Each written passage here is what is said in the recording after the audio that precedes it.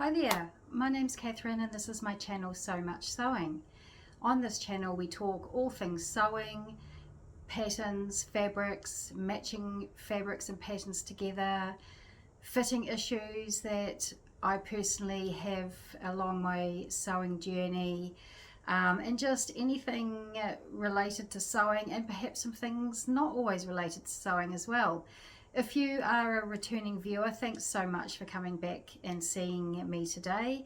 If you are new here, hello, you're really welcome, and I hope that you will stick around, and I hope that you will come back next time I load a video. I'll start with what I'm wearing today, which is my Ashling dress from Papercut Patterns. I've made it in this absolutely gorgeous cotton lawn that I got from the Dahlia Sewciety, one of her bespoke boxes last year. It is the most beautiful Australian themed print filled with Australian flowers and some bumblebees. I'll stand up so you can have a look at the fabric and have a look at the dress. I did change the sleeves on it. I didn't have enough to make the dress and to make the long sleeves. It's got a cuff with a little frill on it. So I had 2.5 meters. I didn't have enough fabric to do that, so I just made a short sleeve, put a little frill on it, which I think fits in with the style because it has the frill here at the waist. Beautiful little buttons. Look at that fabric, isn't that absolutely gorgeous? I did change the neckline because what happened, that's right, I put the frill, there's a frill neck collar on it, frill on the collar, and it wasn't sitting quite right, whether I didn't have the right interfacing, because I tend to just use a knit interfacing for most items that I make these days, but I think this frilled cotton frilled collar really needed something more structured, and it just was flopping and I couldn't get it sitting right. So in the end I just took the collar off, that part of the collar off, and I just ended up folding in, like if that was not sewn down, that would be basically the what do they call it, a Nehru collar, granddad collar. So I've just folded that down and stitched that down to make a V-neck, which I think works really well, and I do like this little frill here. This dress I actually think I'm going to end up wearing in the autumn as well. I think I'm going to wear it with black tights and my thick chunky moto boots. So I think that's, and then when it gets, you know, even chillier, I will put some merino underneath or some cotton t-shirt or something. So I think I'm going to get this worn through the autumn and perhaps the winter as well. So I'm looking actually forward to seeing how I can style this up. Today's really just a bit of a bitzer, a bit of a catch up. I have got so many plans. I have not made anything last week. Over the weekend we just got busy doing other bits and pieces, and I didn't get any sewing done at all, which is pretty unusual for me. And I don't know if I'm going to get any sewing done this weekend either, because it's already 4 o'clock on a Saturday. We've been out, I've been yoga in the morning, and we went out and did our grocery shopping and some mooching around. We had brunch as well. So we just end up spending all day out, and the day has just absolutely gone. I might try and do a few little bits and pieces this evening, at least maybe cut something out. But that's one of the things I wanted to talk to you about. I don't know what to cut out. I'm a little bit overwhelmed, I have to say, with all the plans that I have, all the fabrics that I have, all the patterns that I have. I don't know what to do. I don't know what to make next. And actually, sorry, I hope you can hear me okay. I temporarily lost my microphone. It's here somewhere. I don't know where it is. I'm still sort of in limbo. This room that I'm in here is my dressing room. I know I'm very, very lucky to have a separate dressing room. It's actually just a bedroom in the house that I've turned into somewhere where I can put all my things to get ready in the morning. And this is the room that I gave up to my father-in-law when he came over and stayed with us for a month just after Christmas. So we've moved the bed out and I'm putting all my stuff back in again, and a lot of my stuff is here, but a lot of it isn't still in this room. so I've got things everywhere, and I want to start using this room more for filming. Before, this is not a location that I had filmed in, but I would like to start using it for filming because the light's pretty good.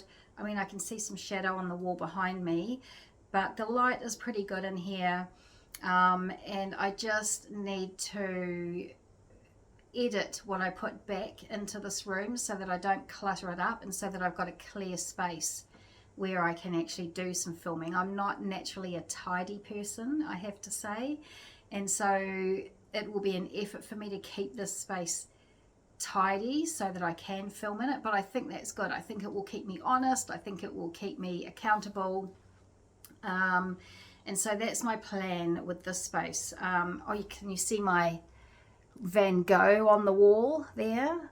I love that. I actually got that for $5 on sale at what we call, it's a budget low cost. I don't know what it might be in other countries, Costco or I don't know what, but it's the warehouse. It's very budget conscious, and it was on a sale. It's a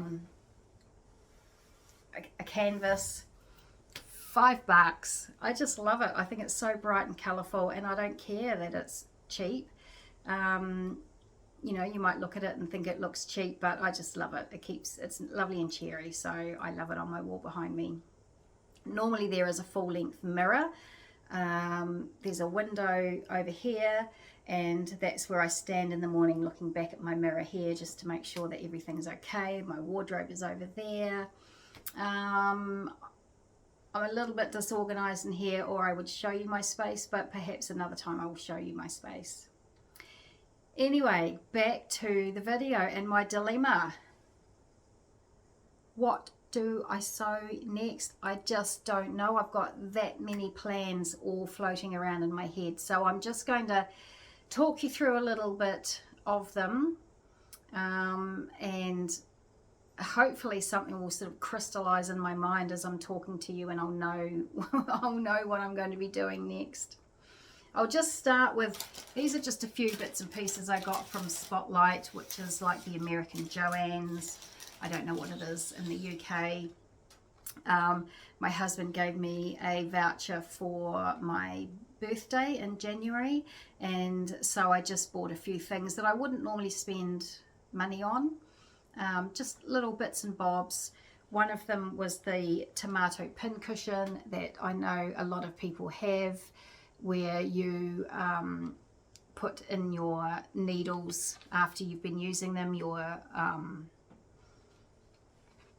ball points or your microtex or whatever, and they've got little markings on it where, see, that says ball point, heavyweight, and then 1 to 4 hours use or 4 to 8 hours use. I'm sure you've all seen that, but I've never actually seen that in our stores before, so I got that. I just got a water soluble marker. I'm always looking for marking implements. Lots of the pens, they just don't seem to work, and this sort of white kind of color often just sort of disappears to nothingness, so I'm hoping that this one will be a bit more useful. I got a little pack of tailor's chalk. I haven't used this rectangular shape before. I've only ever used the lozenge shape. I got some safety pins because, you know, it's a nightmare threading elastic through channels and that sort of thing. I do have a whole lot of little safety pins, quilted safety pins I bought, but I didn't realize they were so lightweight and flimsy that when you start putting them through the channel, like for example through the hem, you know, putting them through the channel, they bend, open, then you've got to try and wrestle them to close them all while inside the channel. So hopefully those pins are a bit more robust. And I also got these plastic needles, and I thought they again might be useful. You know, you could sort of put your elastic through here, tie it on, or even stitch it on, thread it through. That's not pointy, that won't, you know, go through the fabric. And then just, you know, that could be a way that I could thread elastic and other bits and pieces through channels.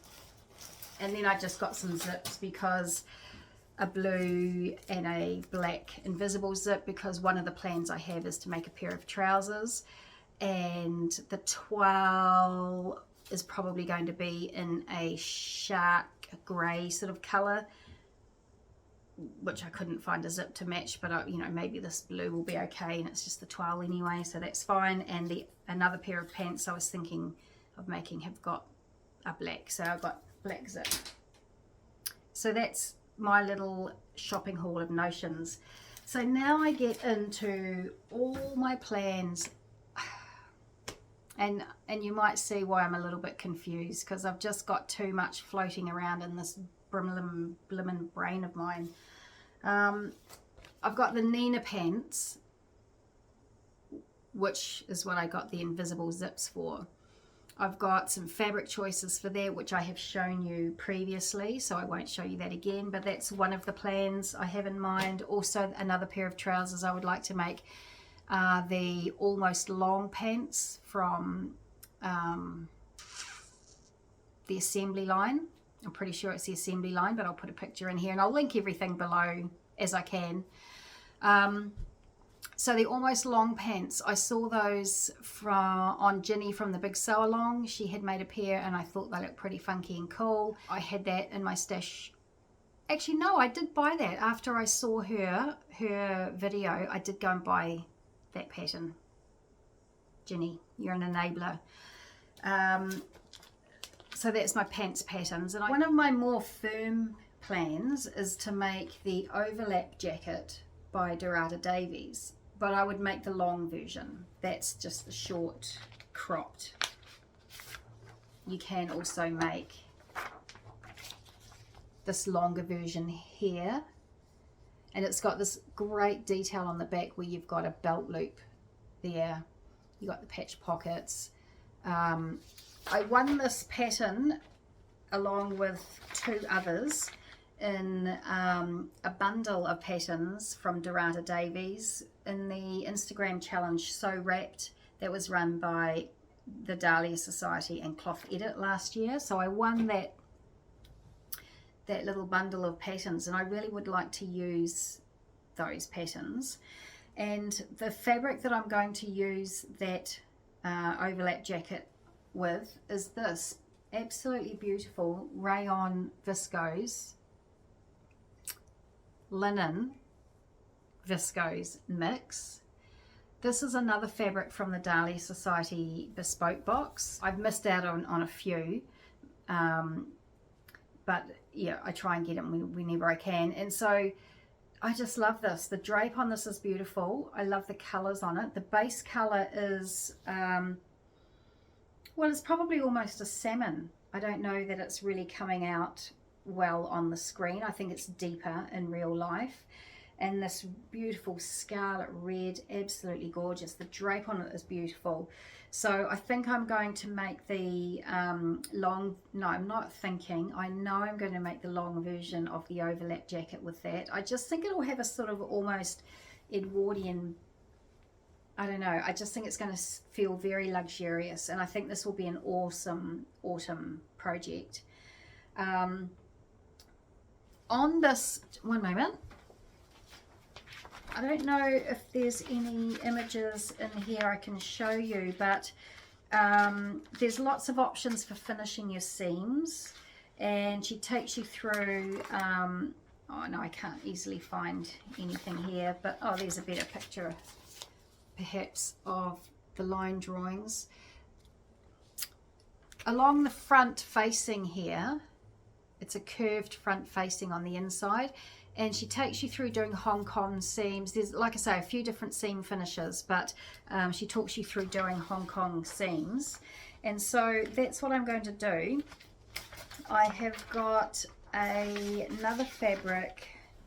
What have I done with it? Here we go. I got from Harmer and Huff when they had a remnant sale in Christmas time. I just think that is beautiful. Obviously very wrinkled, sorry.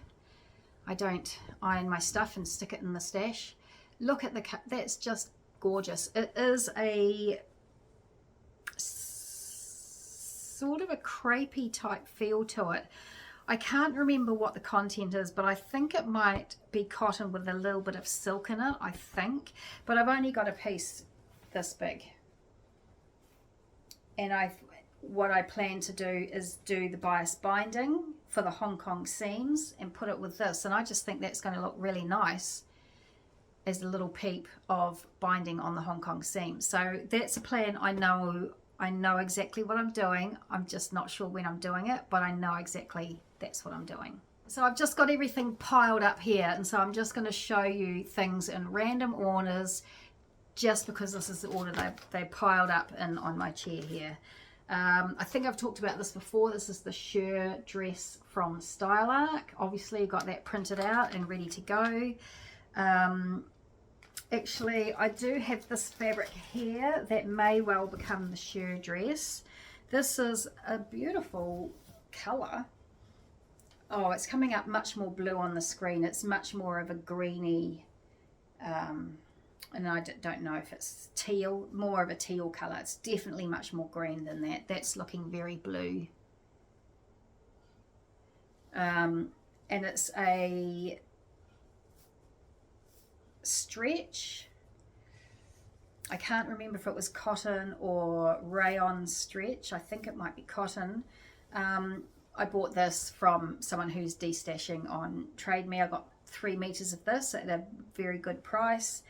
It's been washed, it's ready to go.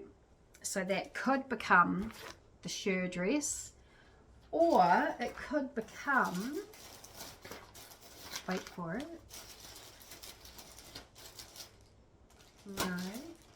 no, here.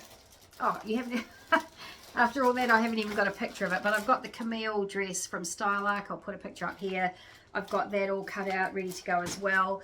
I know I'm definitely making that in a purple merino that I have. I've showed you that before. I'll make a picture of it in here as well.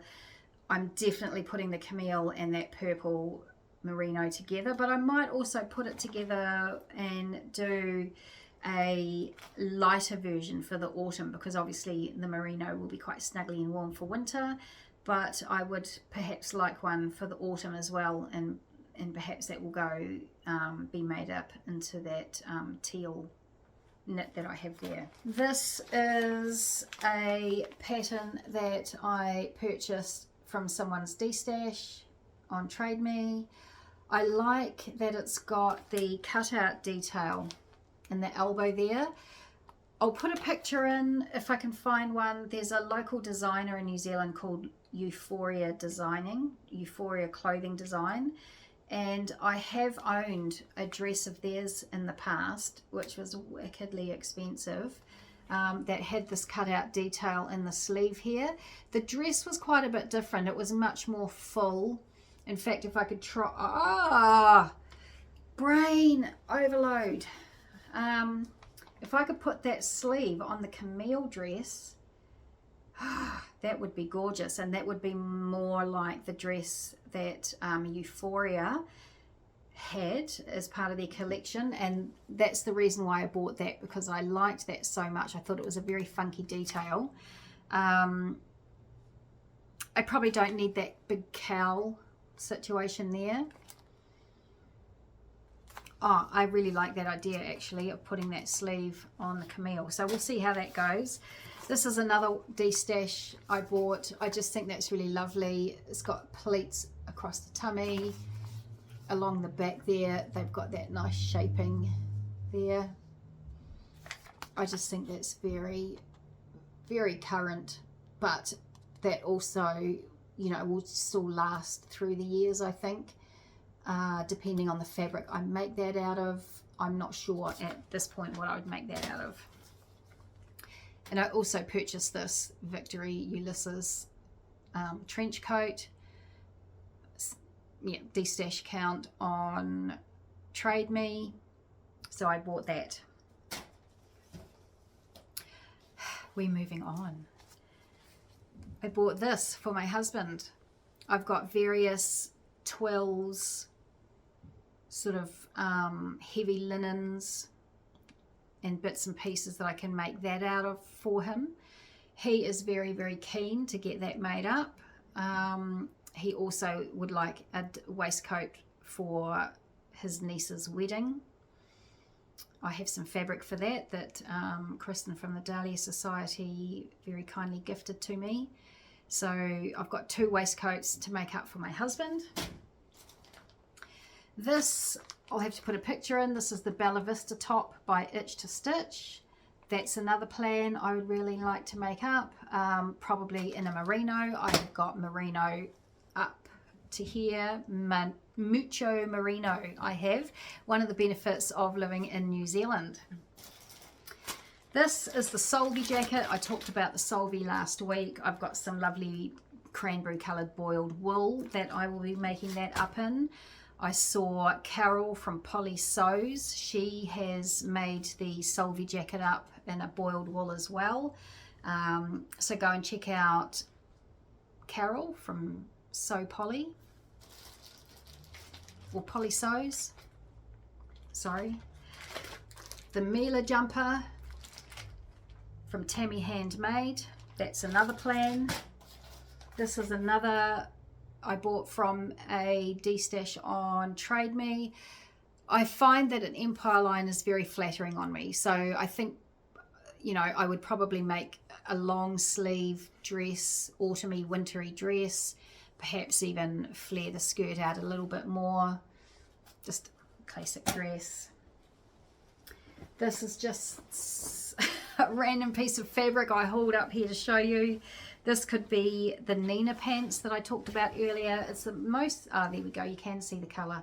Lovely, beautiful. It's a twill, and I'm sure it'll be cotton twill. Look at that beautiful, deep, it's sort of aubergine-y. Yeah, gorgeous, gorgeous colour. So that could be, as I say, the Nina pants or the almost long pants. I could make the waistcoat for my husband in that, but I won't because I want to keep it for myself because I love it so much. So another plan.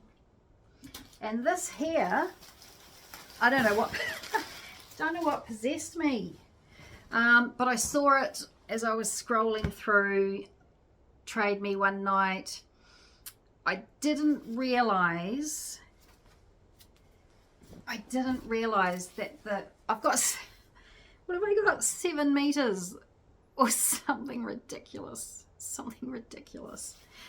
Yeah, 7 meters, because it costs $70, $10 a meter. I mean, it's very cheap, you know, and it feels like lovely quality cotton terry. Ugh.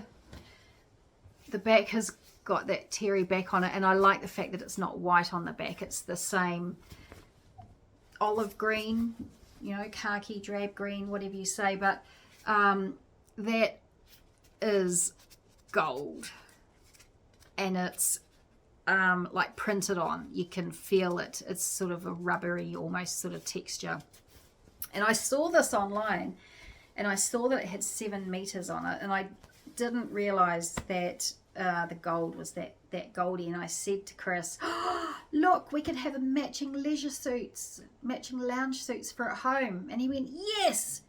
He'd been drinking, so he thought it was a great idea, and he encouraged me to buy 7 meters of this. So I will. I'll make matching lounge suits, a lounge suit, however you call it, whatever you say, for us for at home. He fancies a t-shirt, you know, like a cut-off sweatshirt type thing made out of it, and some track pants type scenario like the Hudsons or whatever. So that is another plan. So you can see my head is spinning. I just am in a quandary. I don't know what to do. So I don't know if you can make sense of any of that. This video is probably just a big jumble, to be fair.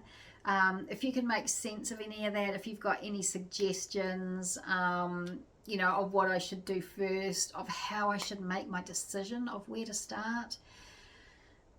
I think I'm probably going to start with the overlap jacket by Dhurata Davies in this beautiful